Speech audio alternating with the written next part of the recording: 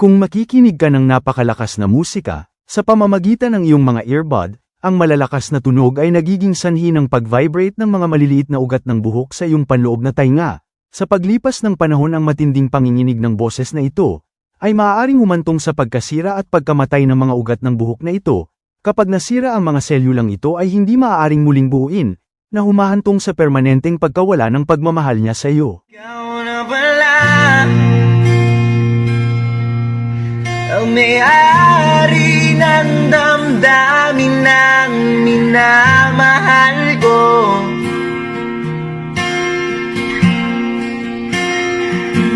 Pakisabi na lang